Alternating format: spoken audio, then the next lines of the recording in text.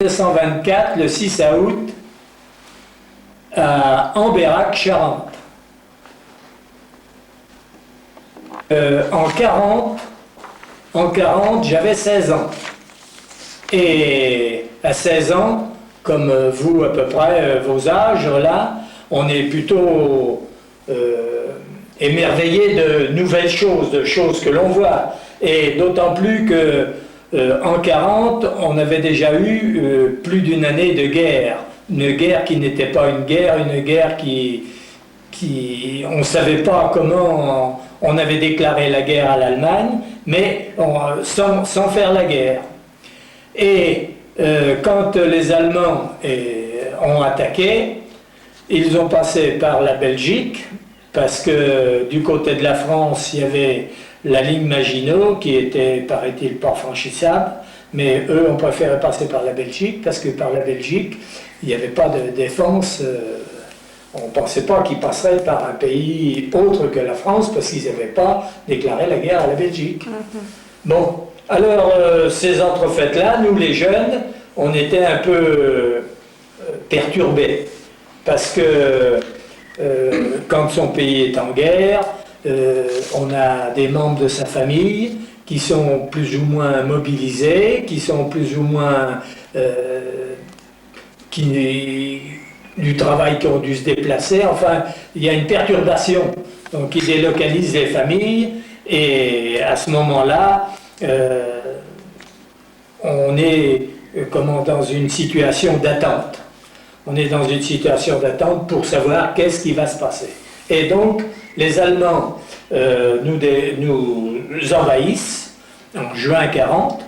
Ils nous envahissent, et quand, moi, à 16 ans, quand je les ai vus arriver, j'ai vu des jeunes de 18, 20 ans, 22 ans, des grands balèzes, des gars triés sur le volet, avec des motos habillés, avec des beaux imperméables pour se préparer à la guerre, des bottes bien tout casquées, des armes perfectionnées, et pendant que nous, j'avais vu mes frères qui étaient mobilisés, et eux, ils avaient été plutôt mal habillés, plutôt mal chaussés, plutôt mal armés, et alors on se demandait pour quelle raison il y avait ça, et moi, j'étais un peu émerveillé au départ de voir ces hommes arriver avec un matériel super sophistiqué. Alors, bon, c'est passé. À ce moment-là, je travaillais dans des fermes agricoles, comme domestique de ferme. À ce moment-là, les jeunes en province, on travaillait tous dans des fermes.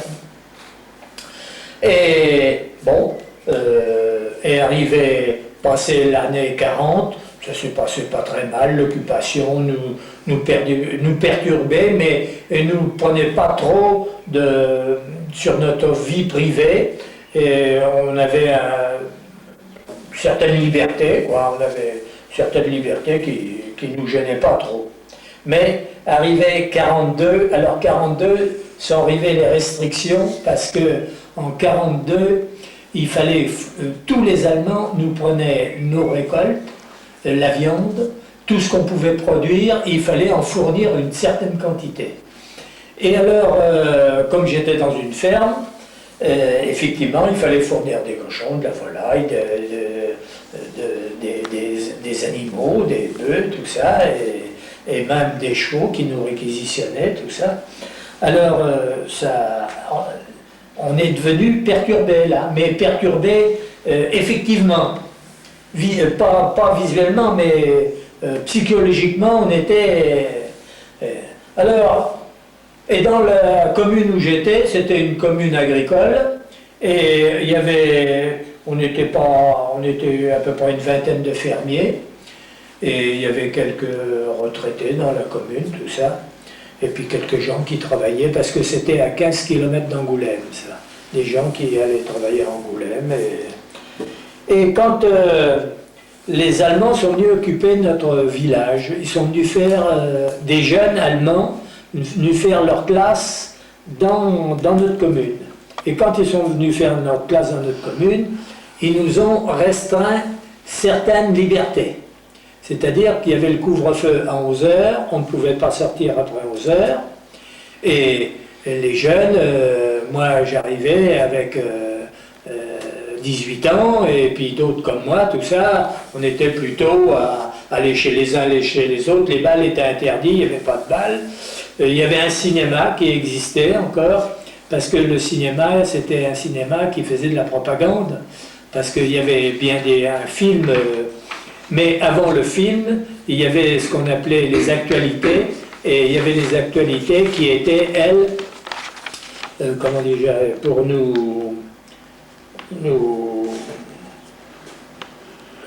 je cherche le nom, nous convaincre quoi, de la fraternité avec les Allemands, les choses comme ça.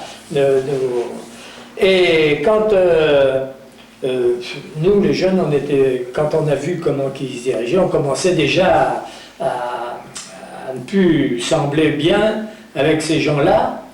Et c'était en été, ça, et on a été au cinéma. Le cinéma était comme, si vous diriez, aux hôpitaux, à peu près à 2 km de la commune, dans une autre commune à côté.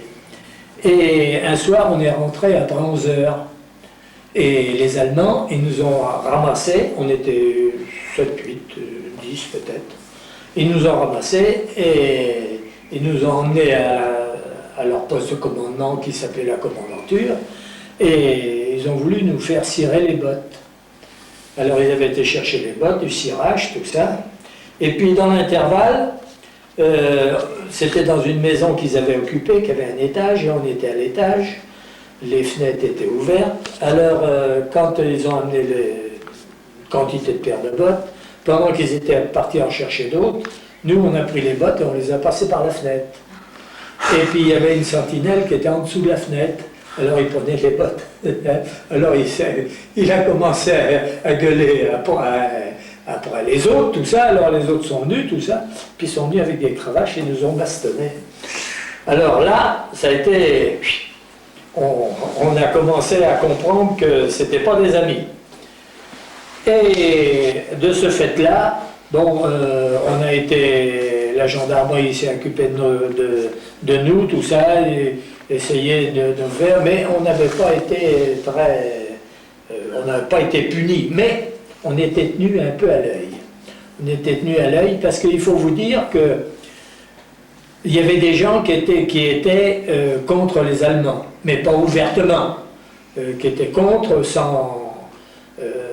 il y avait d'autres gens qui étaient neutres, mais il y avait aussi des gens qui étaient collaborateurs avec les Allemands, qui étaient des Français.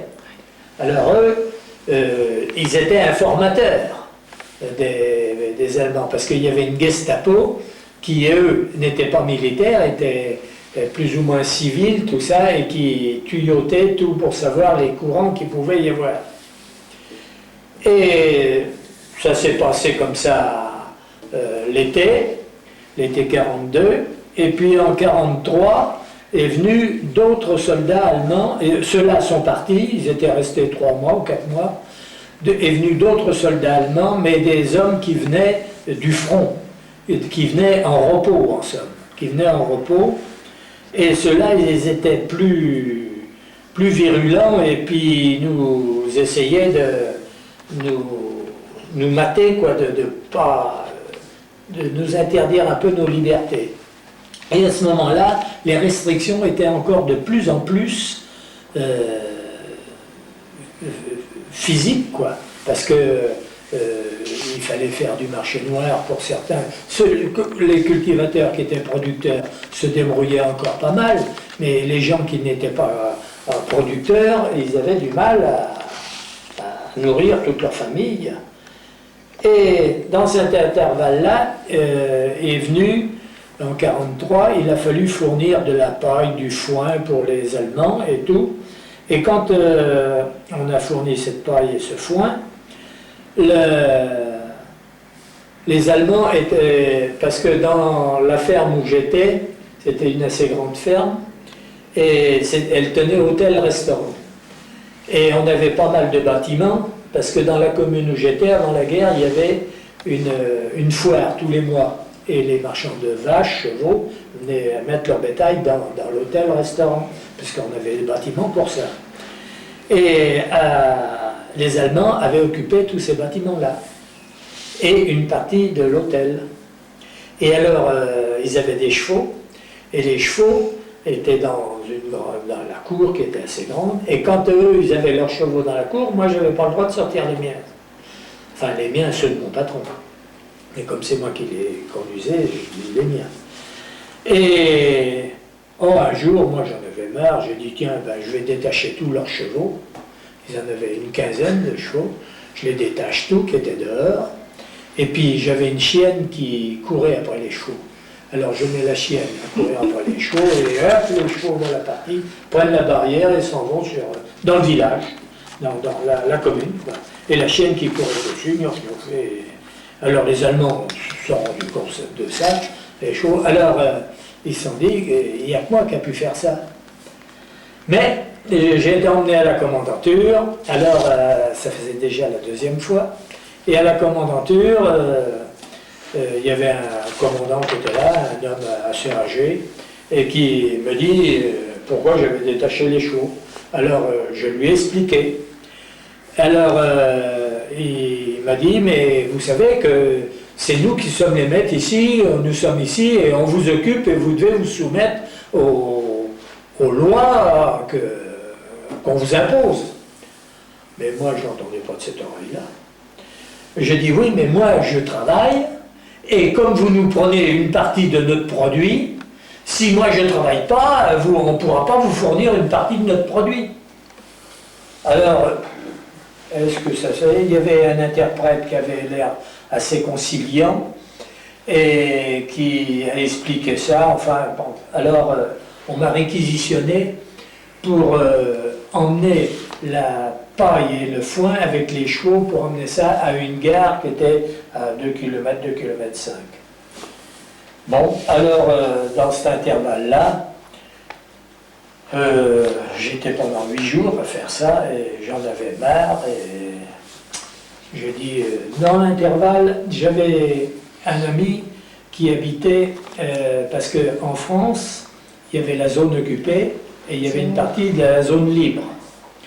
Et nous, on était à 25, à peu près 20 km, 20-25 km de la Rochefoucauld.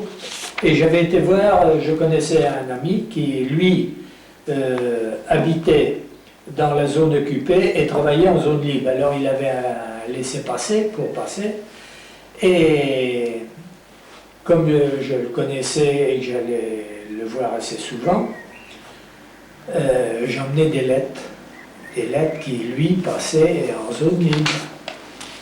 Et puis, de ce fait-là, quand ces Allemands qui occupaient et que j'avais été pris pour ce foin et cette paille, ils avaient les officiers, ils avaient des chevaux de selle, et il y avait des hommes qui s'occupaient de ça, et ils voulaient avoir des chevaux en bon état, des chevaux fringants. Et quand je me suis rendu compte que celui qui s'occupait, le palefrenier qui s'occupait des chevaux, il venait de piquer de l'avoine dans le coffre de mes chevaux. Alors j'ai dit, moi, oh, celui-là, je vais l'avoir. Et puis, une nuit, j'ai dit, je m'étais rendu compte que toutes les nuits, il venait chercher de l'avoine, parce que moi, je descendais une quantité d'avoine pour la semaine, pour les 3 chevaux qu'on avait, et au milieu de la semaine, il n'y avait presque plus d'avoine. Alors je dis, bon, je prends un grand seau, je remplis d'eau, et au-dessus de la porte de l'écurie, il y avait une fenêtre. Alors je mets le seau sur le bord de la fenêtre, comme ça, et puis, comme c'était en été, ça, juillet, août, oui, juillet, non, même août. Oui, les battages étaient finis, c'était au mois d'août. Et alors, je dis, quand il va venir, je vais lui verser le seau d'eau sur la tête, au gars. Et puis, moi, je me suis couché sur le foin, je me suis endormi, et puis, quand je me suis réveillé, c'est la porte de l'écurie qui faisait du bruit. Et quand il a tombé le coffre, la porte du coffre d'avoine, qui a fait aussi un bruit, ça m'a réveillé, mais réveillé un peu somnambule. Et quand il a sorti, qu'il a ouvert la porte pour sortir, moi, au lieu de lâcher l'eau, j'ai lâché le seau. Et puis, ça lui a fait une fracture du crâne. Alors, il a gueulé, évidemment, d'autres palefreniers sont venus, et puis, bon, ben, ça y est, j'étais embarqué encore à la commandanture. Et là, à la commandanture, c'est là qu'il m'a réquisitionné tout ça. Alors, moi, j'en avais marre. J'ai dit, bon, comme je sais où est la zone libre, avant de partir, je file le feu à la machine qui faisait la presse, une grosse presse et locomotive, tout ça pour... je foule le feu là, je passe à la gare, je file le feu à la paille et au foin qui était stocké en gare parce qu'il n'y avait pas de wagon pour emmener à la paille, et puis avec mon vélo, je m'en vais à La Rochefoucauld. Et c'est comme ça que je suis passé en zone libre pour rentrer au maquis parce que là, j'y coupais pas, j'étais arrêté, et j'aurais été mis en prison, et puis on ne savait pas, parce qu'on ne savait pas à cette époque-là qu'il y avait des camps de concentration en Allemagne. On ne le savait pas. Ça, on ne le savait pas. On savait que les Allemands emmenaient des gens. D'abord, on ne savait même pas que les familles où partaient ceux qu'ils arrêtaient. Ils ne le savaient même pas. Ils savaient qu'ils étaient en prison, par exemple, pour ici, la région, ils étaient à Saint-Brieuc ou à Rennes, mais quand ils partaient de Saint-Brieuc ou de Rennes, ils ne savaient pas où ils partaient. Ça, ils ne savaient plus. Et alors, dans cet intervalle-là, je suis donc parti, et je suis parti pour aller au maquis, parce qu'il y avait déjà, en 1942, il y avait le STO, le service obligatoire, pour aller travailler en Allemagne aux jeunes qui étaient nés en 1942, alors qui avaient 20 ans. Et il y en avait qui n'avaient pas voulu partir en Allemagne, mais ils ne savaient pas comment faire pour ne pas partir en Allemagne. Et comme ils ne savaient pas comment faire pour ne pas partir en Allemagne, parce qu'aller au maquis, ce n'était pas une porte ouverte, c'était par des endroits bien déterminés, on ne savait pas comment on pouvait atteindre, on savait qu'il en existait, mais on ne savait pas où, ni comment, et tout. Et cet entrefait-là, des jeunes, au lieu de partir en Allemagne, ils sont partis avec moi au maquis en Dordogne. On est parti au maquis en Dordogne. Alors, comme moi j'étais jeune à ce moment-là, on m'a pris ma carte d'identité, qui, moi n'étant pas obligé d'être au service obligatoire, ils m'ont pris ma carte d'identité et m'ont donné une autre fausse carte d'identité. Et pour me rajeunir encore. Et ma carte d'identité était à un plus vieux pour le rajeunir. Et nous avons donc été au maquis, en Dordogne, entre le Bug et Saint-Calvaire. Et là, nous étions, moi, quand je suis arrivé dans ce maquis, il y avait déjà une centaine d'hommes. Et parce que il y en avait qui avaient déserté avec Toulon, et puis des anciens prisonniers de guerre qui s'étaient évadés et qui étaient venus au maquis pour ne pas être arrêtés de nouveau.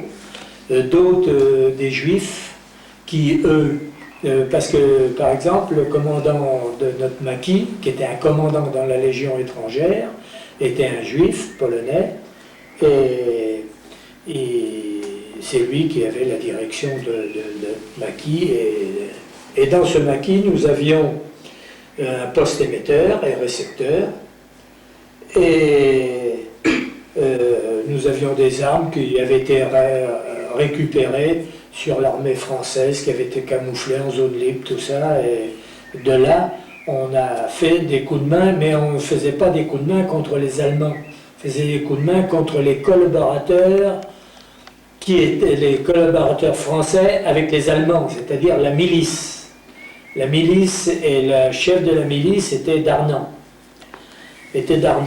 Et là, eux, ils nous recherchaient, et pour nous dénoncer et pour nous livrer aux Allemands. Quand ils nous arrêtaient, ils nous livraient aux Allemands. Alors nous, on a fait certains, on appelle ça des coups de main, c'est-à-dire que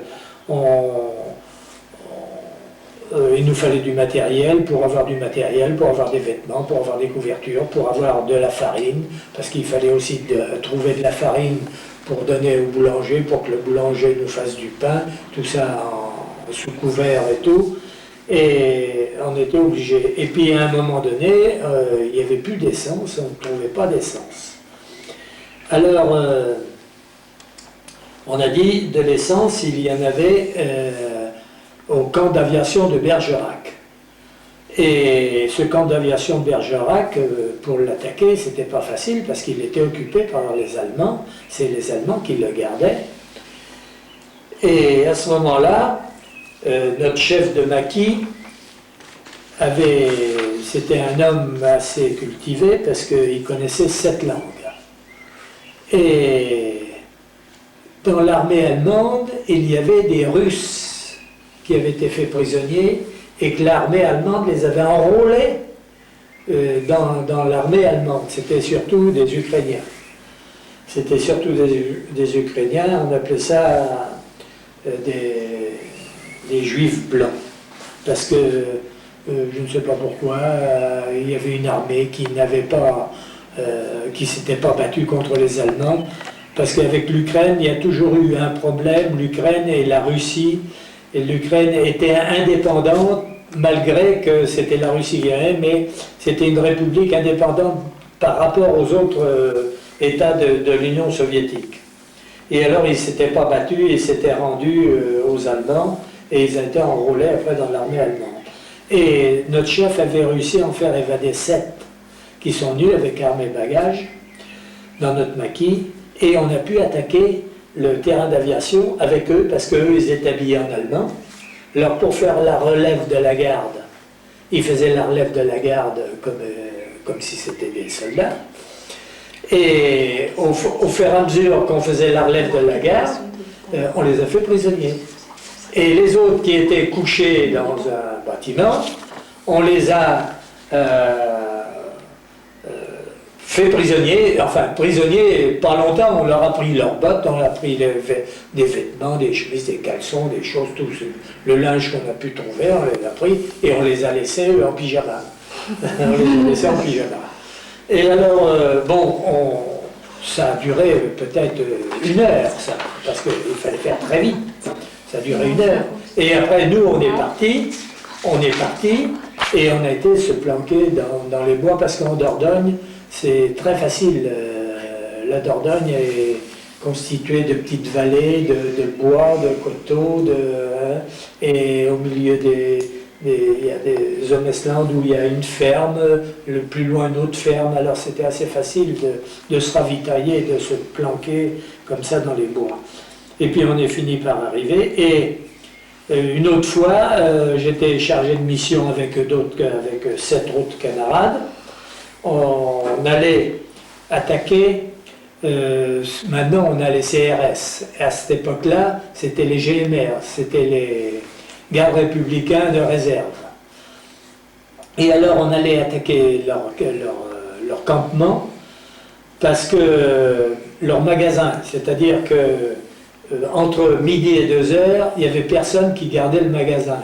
Alors nous on y allait, on fracturait et on chargeait un camion de couverture, de vêtements, de choses, parce qu'il faut dire qu'on n'avait pas de vêtements, on n'était pas habillés et tout ça. Alors on allait donc pour faire ce coup de main-là, entre midi et 2 heures, et puis dans l'intervalle, on avait une valise qui nous avait été remise, et cette valise-là, on devait la donner à une personne pour qu'elle cette valise rentre dans la commandanture, pour faire sauter la commandanture de Périgueux. Et quand on a parti avec le camion, 7 ou 8, on a été arrêté en cours de route par des gardes républicains. Et les gardes républicains, ils ont regardé nos papiers, on avait de fausses cartes d'identité, tout ça, et alors on avait un camion de l'entreprise Todd. Vous avez peut-être entendu parler de l'entreprise Todd. L'entreprise Todd, c'est elle qui a fait tous les blocos de la Manche et de l'Atlantique. C'était une organisation qui travaillait pour faire tous les blocos, qui prenait la main-d'œuvre sur place pour travailler, pour faire ces blocos, et c'était l'entreprise Todd. Et alors on avait un camion de cette entreprise, donc on avait kidnappé, je ne sais pas comment, mais enfin qui avait été pris, et on avait donc des faux papiers, et on allait supposer travailler pour cette entreprise. Alors on passe une première convoi de gendarmes républicains, là, et on tombe après sur d'autres, des gardes mobiles de réserve. Et ces gardes mobiles de réserve, plus à cheval, ils ont voulu fouiller notre camion. Et alors quand ils ont fouillé notre camion, évidemment, ils ont trouvé cette valise, ils ont trouvé des mitraillettes, ils ont trouvé des revolvers, puisqu'on avait des armes, et on avait mis ça, on ne les avait pas sur nous, on les avait cachés dans le coffre du camion. Alors bon, on a donc été arrêtés comme ça, sans coup de feu, sans rien. Et à ce moment-là, ils nous ont emmenés dans leur campement, et il y a eu un interrogatoire qui n'a pas été tellement sévère. D'ailleurs, on ne savait pas trop de choses. On ne se connaissait pas entre nous, d'ailleurs. On se connaissait comme ça, mais la quantité des hommes qui étaient dans le maquis, on ne connaissait pas leur nom. On ne se connaissait pas. On se côtoyait sans se connaître.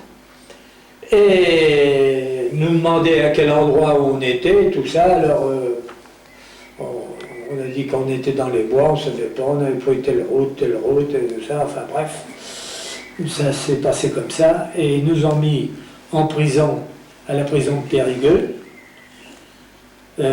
J'ai donc été arrêté le 20 octobre 1943. Oui, le 20 octobre 1943. Et là, à la prison, on a été, après, conduit pour passer au tribunal spécial à Limoges. Parce que, dans l'intervalle, il y avait eu la loi martiale. La loi martiale, c'est une loi que toute personne arrêtée, les armes à la main, devait être fusillée sans jugement. Et alors, on se demandait si, du fait qu'on n'avait pas été arrêté les armes à la main, mais on avait les armes dans le camion, on ne savait pas si on allait être fusillé ou pas, on ne savait pas. Parce que, il faut vous dire qu'à ce moment-là, on n'était pas des résistants, on était des terroristes. On était des terroristes. Parce que pourquoi on devient terroriste? À force de vous comprimer, qu'on vous resserre la liberté, qu'on vous resserre le manger, que vous ne pouvez plus vous ébattre de vos mouvements et tout ça, vous devenez rébarbatif et vous devenez pour eux un terroriste. Parce que quand les Allemands et même les Français ont fusillé des gens qu'ils ont arrêtés, et c'était des terroristes qui fusillaient, c'était des terroristes qui fusillaient. Alors on se demandait, en passant au jugement spécial à Limoges, comment que ça allait se passer, on ne savait pas, on était très inquiets. Et dans cet intervalle-là, notre maquis avait été attaqué par les gardes mobiles, les GMR, et il y a eu, une partie a pu se sauver, armes et bagages, d'autres ont été faits prisonniers, 28 ont été faits prisonniers, et on n'a pas eu de mort, mais on a eu un blessé très grave, mais on n'a pas eu de mort. Et donc on a été jugés tous en même temps, et on a été jugés par ce tribunal, mais qu'à de la prison aux prisons de 5, 6 ans, 10 ans et 15 ans. Pour les uns, on ne sait pas pourquoi les uns 15 ans, d'autres 10 ans, mais enfin on était... Alors de là, à la prison de Limoges, on nous a emmenés dans une centrale, la centrale d'Ess. Et la centrale d'Ess, qui se trouve dans le Lot-et-Garonne, nous étions 1200 dans cette centrale, et 1200, mais ce n'était pas 1200 jeunes. Il y avait des hommes qui avaient été arrêtés déjà, parce qu'il faut vous dire qu'en 1939, le gouvernement de la France de l'époque avait fait arrêter les communistes. Et les communistes avaient été déjà arrêtés en 1939, et qui ont été libérés, qui se sont libérés quand l'armée, l'Allemagne a occupé la France. Il y a eu un débordement dans les prisons et tout ça, et certains se sont sauvés. Mais d'autres, alors certains avaient gagné le maquis, mais d'autres ont été arrêtés de nouveau, et ceux-là qui ont été arrêtés de nouveau, ils étaient donc en prison, et ils avaient ramassé toutes les prisons de Lyon, de Nîmes, de Toulon, de Arles, de Bordeaux, qu'ils avaient ramené dans cette centrale à Aix, à côté de Villeneuve, sur Lot. Et là, on était donc 1200. Et ces 1200, c'était 1200 résistants et 1200 gens qui étaient... Il y avait des avocats, il y avait des médecins, il y avait des personnalités différentes, il y avait des jeunes, mais il y avait des hommes mûrs, il y avait des hommes politiques, il y avait des hommes... tout ça. Et ça faisait un groupe assez compact contre le gouvernement provisoire de la France, qui était donc le maréchal Pétain le chef, et contre l'occupant allemand. Et à ce moment-là, il avait été organisé dans cette centrale un soulèvement pour se libérer de cette prison et pour regagner les maquis à ce moment-là. Et le jour on devait se révolter, d'après ce que j'ai entendu dire par la suite, on devait se révolter que 2 jours après. Mais le jour où on s'est révolté, il y avait le ministre de l'Intérieur, le ministre de l'Intérieur, le ministre, le chef de la police, tout ça qui était là en visite. Et quand ils étaient donc avec des gardes et tout ça, qui sont rentrés dans la prison, on s'est soulevés et hop, on les a tous fait prisonniers. On les a fait tous prisonniers et on les a mis tous en cellule.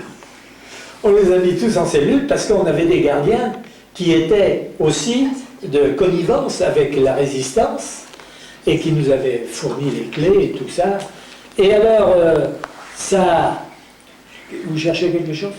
Oui. Et quand on a... il y a eu le coup de feu, parce qu'il y avait des miradors autour, et l'alerte a été donnée parce qu'il y avait aussi des droits communs. Les droits communs, ce sont des prisonniers qui ont fait comment dirais-je, qu'on volait, qui ont fait des choses comme ça. Ça s'appelle les droits communs. Nous, on était des détenus politiques. Et alors, à ce moment-là, quand et les Allemands nous ont dit que si on ne se rendait pas, enfin on n'était pas en relation avec les Allemands, on était en relation avec la préfecture de Bordeaux. Et la préfecture de Bordeaux, ils avaient dit que on avait dit qu'on voulait bien se rendre, mais qu'il n'y ait pas de représailles. Alors c'était officiel, il ne devait pas y avoir de représailles. Il y a une prise tout de suite dans la prison. 2-3 jours après, il y a eu 12 fusillés. On en a fusillé 12. Et là, ça a été beaucoup plus sévère, beaucoup plus... Et quelque temps après, peut-être un mois après, la police française nous a livrés aux Allemands. Nous a livrés aux Allemands, sans savoir où nous allions aller, mais on a donc pris le train à Pendagenet, c'est à côté de Villeneuve-sur-Lot, et qui nous a emmenés jusqu'à Compiègne. Nous étions 100 par wagon. Un wagon, en principe, en temps normal, qu'en temps de guerre, dans l'armée française, les wagons à bestiaux, où on met les soldats, et les chevaux, on met 8 chevaux et 40 hommes. Là, on était 100 dans le même wagon. On était 100. Et les portes fermées, sauf 2 hublots en quinconce, comme ça. Et sans eau, sans rien. Une boule de pain, comme ça, et un saucisson, comme ça, et bien salé. Alors, on a mangé le pain, on a mangé le saucisson, mais après, la soif, la soif, la soif. Et ça, c'était en septembre, c'était en septembre 43. Non, en septembre 43. J'ai été arrêté en octobre 43. Non, c'était au printemps.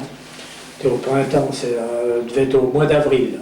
Au mois d'avril, il faisait chaud déjà là-bas, il faisait chaud, et dans ces wagons, ben, la chaleur et tout ça. Et on est resté, là je ne me rappelle plus très bien le temps qu'on y est resté, mais on est bien resté au moins 48 heures dans les wagons pour faire le voyage, pour venir à Compiègne. À Compiègne, c'était un très grand camp, où il y avait des prisonniers de guerre qui étaient passés avant, il y avait des prisonniers civils, il y avait des prisonniers, tout ça. D'ailleurs, ce camp était dirigé par la Croix-Rouge, la Croix-Rouge française. C'est elle qui nourrissait le camp, c'était la Croix-Rouge qui gérait ça. Et c'était la Croix-Rouge qui fournait, quand les Allemands voulaient des prisonniers, et hop, ils venaient et ils embarquaient. Et nous, ils nous avaient embarqués parce qu'en principe, ils faisaient des convois de 2000 personnes. Un train complet, 2000 personnes.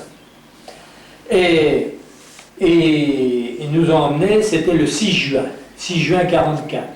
Et le 6 juin, alors on est parti le matin très de bonne heure, parce que le camp de Compiègne et la gare, il y a une certaine distance.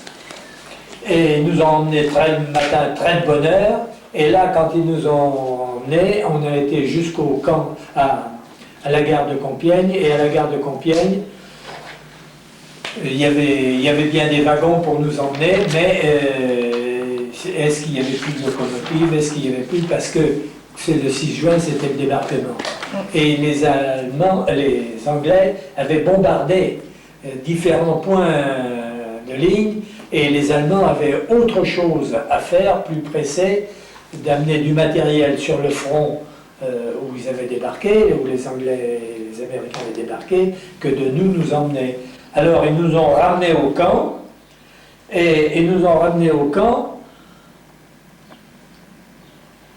On est parti au mois de juin, le 15 ou 16 juin. Le 15 ou 16 juin 44. Alors, quand on est parti, on avait eu des échos, parce qu'on n'avait pas d'informations, ou que des informations qui étaient souvent de fois fausses. Et alors, parmi le camp, il y avait un tas de bruit qui courait, que les Américains avaient avancé dans 2 jours, on serait libérés, tout ça. Alors, il y avait des choses fantastiques qui couraient. Alors, ça nous donnait une émulation. On disait, bon, ben, ils ne pourront pas nous emmener en Allemagne et tout. Et quand même, le 15 ou 16 juin, ils nous ont emmenés en Allemagne. On est reparti à la gare, et on est embarqué, on est parti, avec une boule de pain encore, et un saucisson, et toujours sans boire. Et alors, là, on est parti, et au mois de juin, il faisait chaud. Alors le jour, souvent de fois, le train, ça restait des heures en gare, et la chaleur dans les wagons était épouvantable. Et on ne pouvait pas s'asseoir. On ne pouvait pas s'asseoir dans les wagons parce que ça prenait trop de place. Et on s'est rendu compte qu'au bout du 2e ou 3e jour, qu'on ne pouvait pas non plus, si on s'accroupissait dans le wagon, eh bien, il y avait les gaz carboniques qui étaient au niveau de la ceinture. On pouvait garder encore de l'air en haut, mais en bas, les gaz carboniques étaient en bas. Et si... Alors, dans le wagon dans lequel on était, on se connaissait tous, on venait tous de plus ou moins de prison, tout ça. On ne se connaissait pas personnellement, mais on était des copains, et à ce moment-là, on, on soutenait, parce qu'il y en avait qui ne pouvaient plus tenir, alors on les soutenait et on les coinçait entre nous, quoi, de façon qu'ils ne s'écroulent pas. Et puis, des fois, ben, ça repartait. Et à ce moment-là, on est arrivé à Dachau, parce que moi j'étais interné au camp de Dachau. Et dans le cours du convoi, il y avait un homme qui était instituteur à Marseille et qui, lui, était un communiste chevronné et qui avait milité pas mal et qui avait été en Union soviétique avant la guerre. Et là-bas, il avait appris qu'en Allemagne, il y avait des camps de concentration où on avait arrêté les communistes allemands et où on avait arrêté des juifs et qu'on les avait mis en camp de concentration. Et que là, ils étaient aux travaux forcés et que s'ils ne travaillaient pas, ils n'avaient pas mangé, tout ça.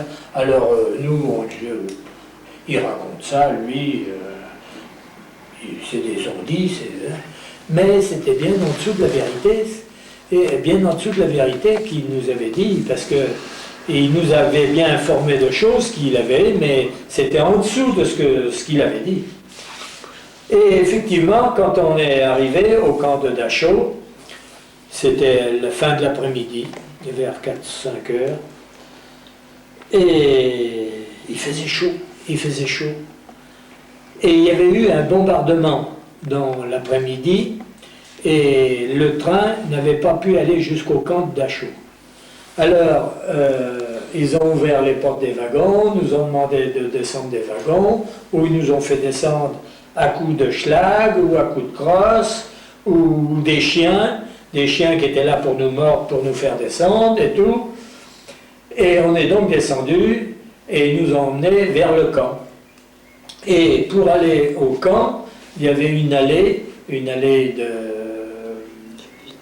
avec des tilleuls ou des platanes, je ne sais pas, des arbres toujours qui étaient sur les trottoirs. Et de chaque côté, c'était une rue qui faisait peut-être 300-400 mètres. Et c'était des bons pavillons, et c'était que des SS qui habitaient là-dedans, et leurs familles. Et quand on est passé dans la rue, les enfants de 7-8 ans, 10 ans, qui devaient être sortis de l'école ou des choses comme ça, nous jetaient des cailloux. Parce qu'ils avaient eu une politique qu'il fallait nous éliminer, enfin, ils nous jetaient des cailloux.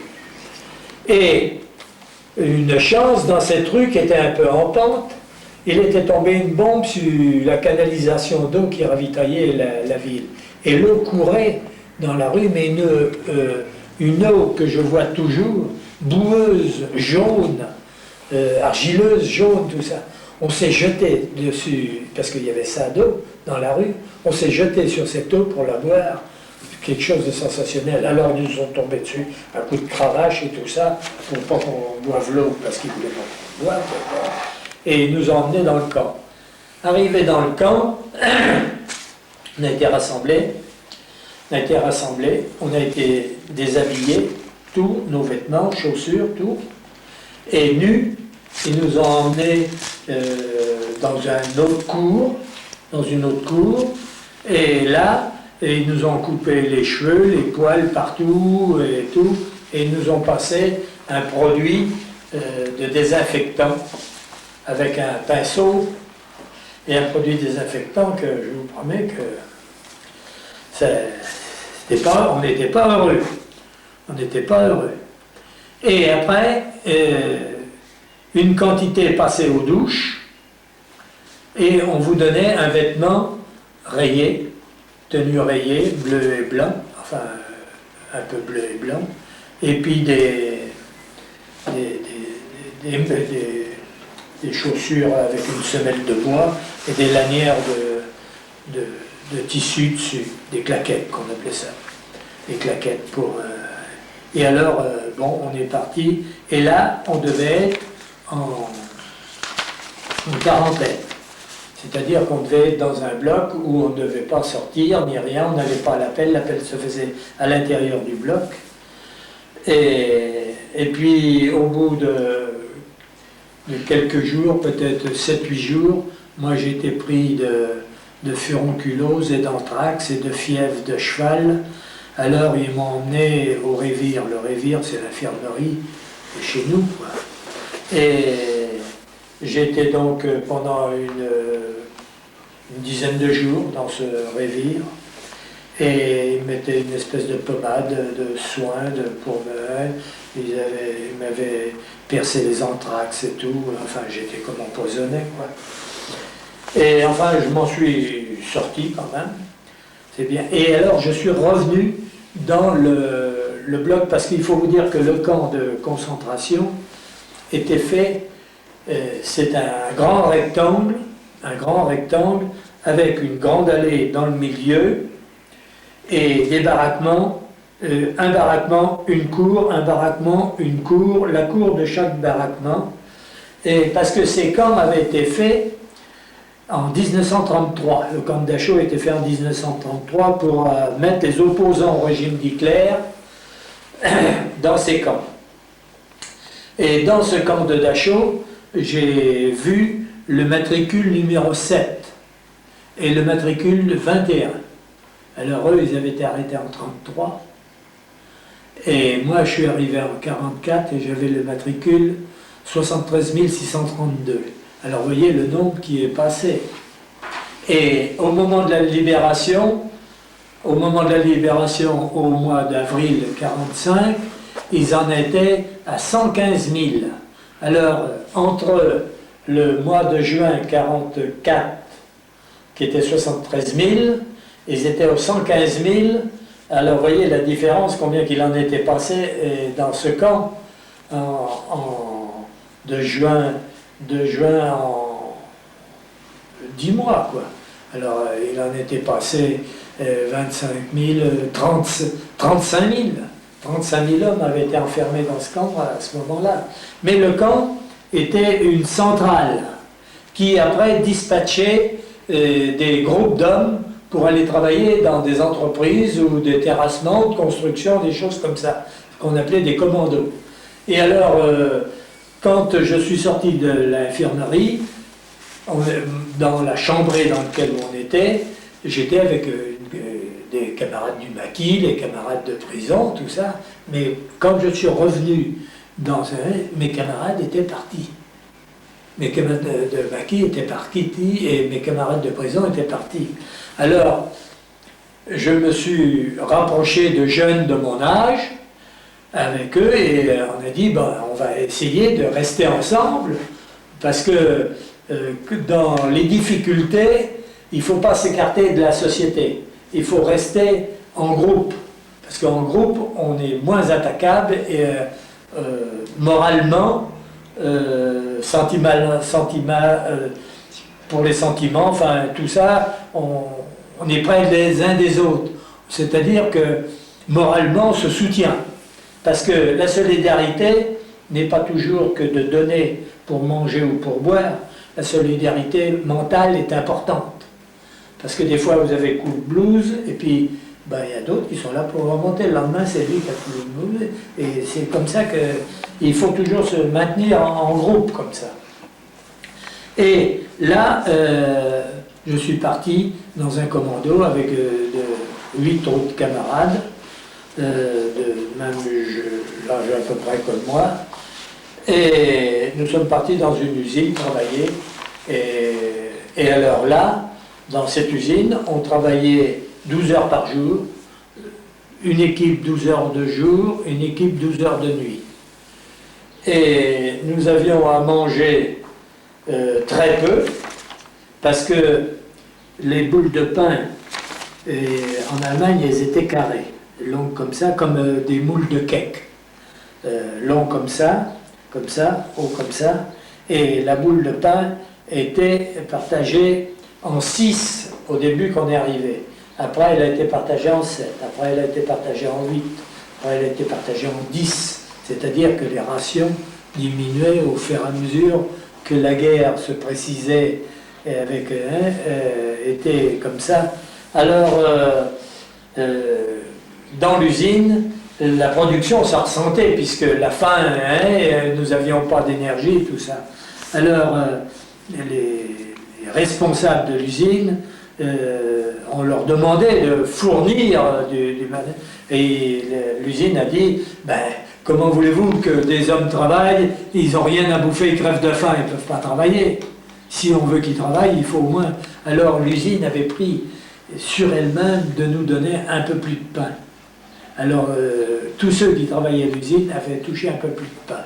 Alors ce qui nous avait permis de nous maintenir un peu, de nous maintenir, d'ailleurs dans le commando dans lequel j'étais, nous étions à peu près 1500 français, italiens, mais français, italiens,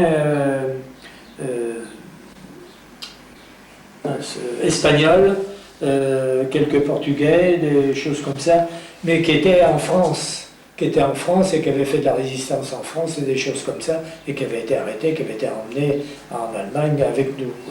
Et alors, on n'a pas eu, dans notre commando, on n'a pas eu de mort, sauf un qui ne voulait pas travailler. Alors, comme il ne voulait pas travailler, ils l'ont passé à la schlag, ils lui ont pas donné à manger et tout, ben, il est mort de faim comme ça. Et c'était pourtant un homme qui habitait Paris, c'était un étranger qui habitait Paris et qui avait une femme et il avait 2 filles, c'était un homme qui avait une 50aine d'années.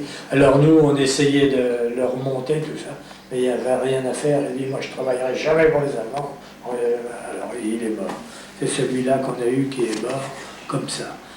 Et on en a eu un autre aussi, un jeune par contre, pour vous faire voir la solidarité mentale, ce que c'est, de l'importance.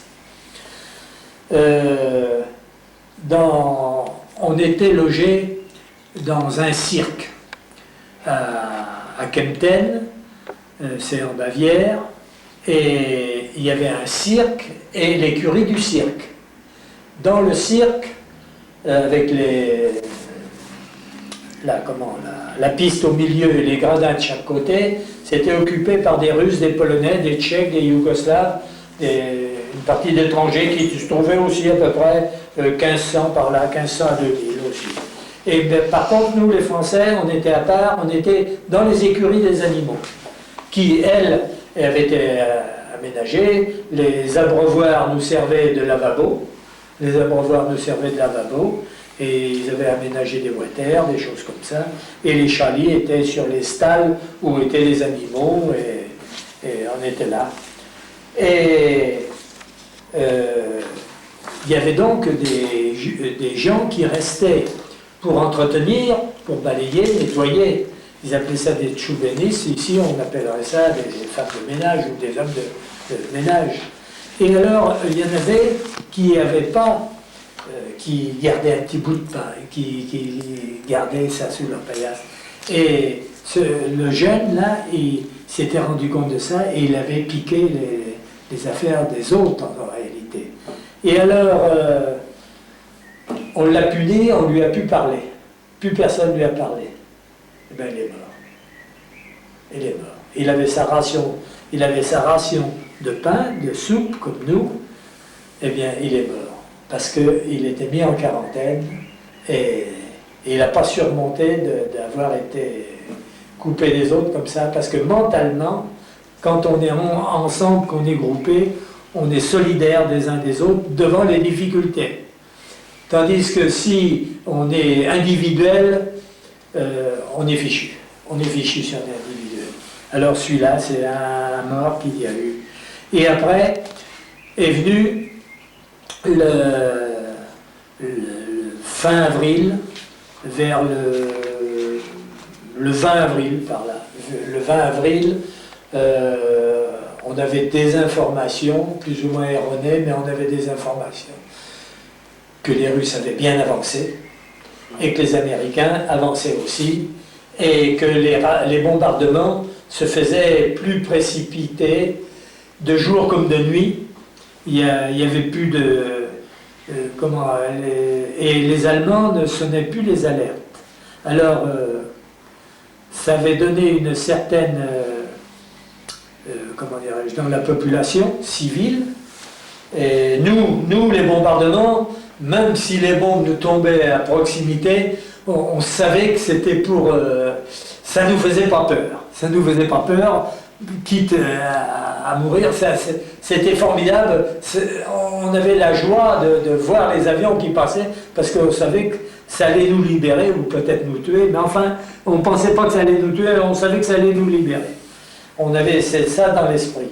Et à un moment donné, l'usine ne pouvait plus travailler, et on avait été sur des magasins qui avaient été construits par des déportés, où étaient les réserves de l'armée allemande pour le front de l'Est, en somme. Enfin, pour nous, pour eux, c'était à l'Ouest. Vous voyez, pour eux, les Allemands, eux, ils étaient à l'Ouest, puisque par rapport à l'Allemagne, nous sommes à l'Ouest. Et alors, eux, ils venaient pour se ravitailler. Et là, les Anglais sont venus un jour pour bombarder. Et ils sont bombardés. Une chance. Ils passaient des petits avions, des avions plus petits que les autres, et qui lâchaient comme des papiers d'aluminium. Et quand ces papiers d'aluminium lâchaient, c'était en après-midi, ça brillait au soleil et ça faisait troubler leur radar. Le radar était troublé et les DCA ne pouvaient pas aller fonctionner comme normalement. Alors, quand on voyait ces avions-là, on disait, bon, on va être bombardé. Et en effet, quand les avions passaient, pas longtemps après, ça y est, les bombes tombaient. Alors, chacun, sauf qui peut, un peu, alors on allait dans des abris, parce qu'il y avait des abris bien construits, mais à cet endroit-là, il n'y avait pas d'abri. Et ces magasins étaient construits à flanc de coteaux, et à flanc de coteaux, on était là à travailler. Et à un moment donné, quand on a vu ces avions-là, on s'est sauvés, et quand des gens sont descendus, parce qu'il y avait une rue qui était encavée de murs de chaque côté, comme ça, qui était taillée dans la butte, et les gens se sauvaient dans cette rue-là, et moi, je me trouvais du côté d'en haut, je me suis sauvé pour passer de l'autre côté de la butte. Vous voyez, ça fait ça. Ça fait ça. Les magasins étaient là, c'était des grands magasins, il y avait une butte, alors moi je disais, s'ils bombardent là, je vais essayer de passer de l'autre côté.